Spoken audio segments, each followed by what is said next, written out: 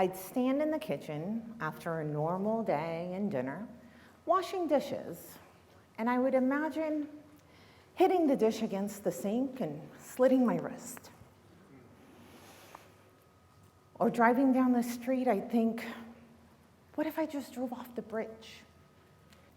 You see, I was a successful, sought-after attorney with an amazing, supportive husband, a great condo in Fort Lauderdale. My life was perfect. And yet I had suicidal thoughts on a somewhat regular basis. I was dancing to the beat of everyone else's drum, and I just had to keep moving forward. I became an attorney because I wanted to help people. Like most of us who become attorneys, I had this grand vision of all the good that I would do and all the justice that I would bring. But then I had a rude awakening, starting with law school. Per the CDC, the Center for Disease Control and Prevention, in 2021, over 12 million American adults seriously contemplated suicide. The American Bar Association has found that over 40% of attorneys suffer from depression.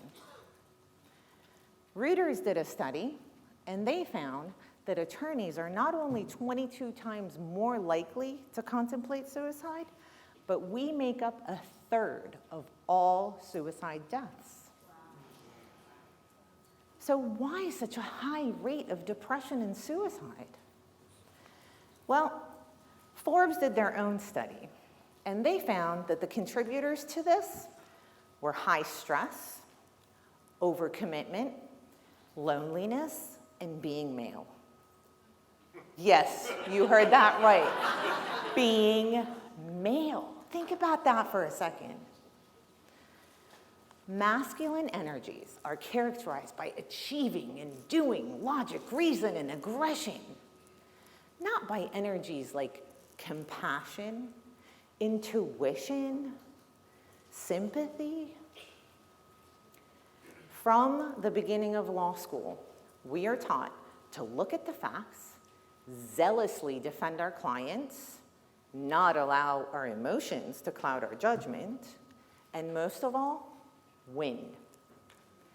The media, television shows, and movies all promote rude, underhanded, and aggressive techniques as good lawyering. I mean, I love Saul Goodman and Spectre Harvey just as anybody else does.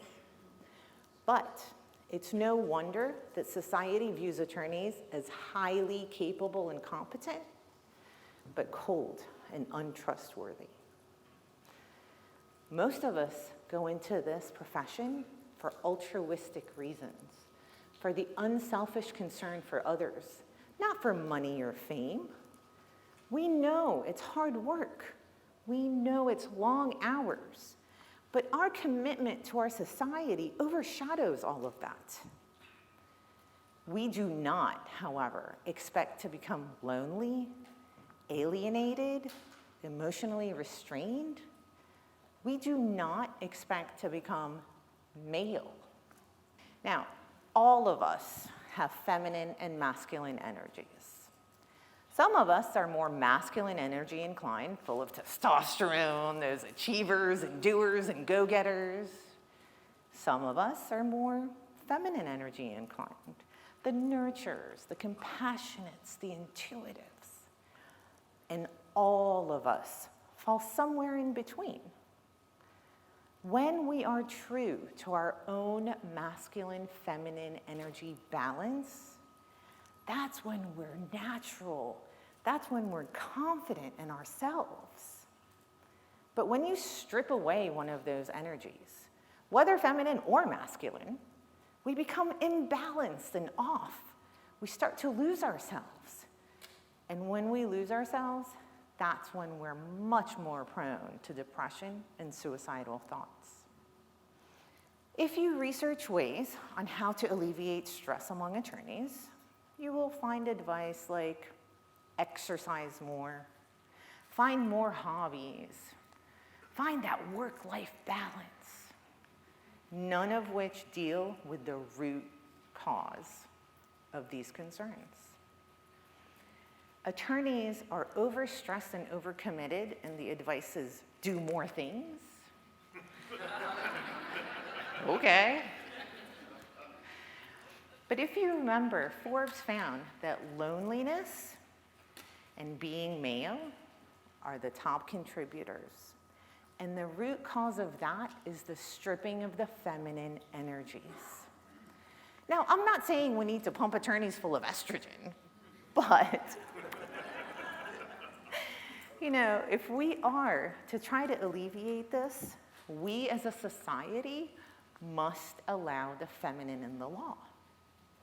We as a society must stop the stigma for aggression and pure drive. We as a society must allow attorneys to be themselves and act as human beings.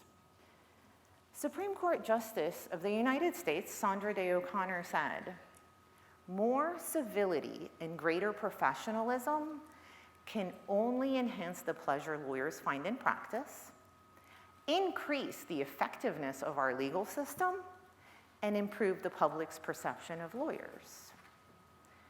More civility, which is defined as geniality, consideration, friendliness, all of which are feminine energies and traditionally looked down upon in the law. Well, I'm happy to tell you that I no longer have suicidal thoughts.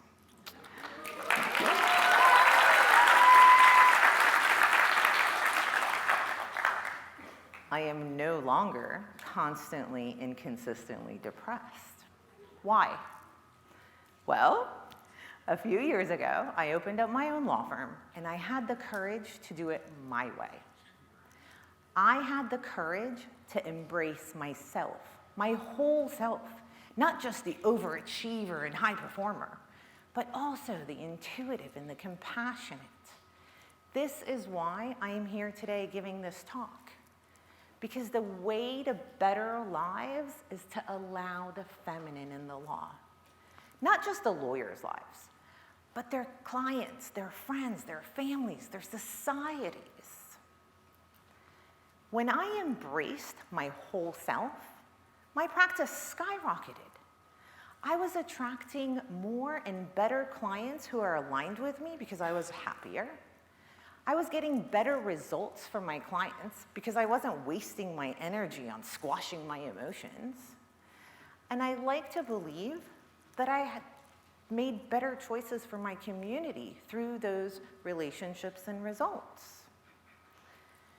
When you dance to the beat of your own drum, you take back your control and your identity. When you dance to the beat of your own drum, you are much more relaxed, less stressed, and happier. When you dance to the beat of your own drum, you inspire others to gain the courage to be themselves. Now, isn't it time that we all started dancing to the beat of our own drum? Thank you.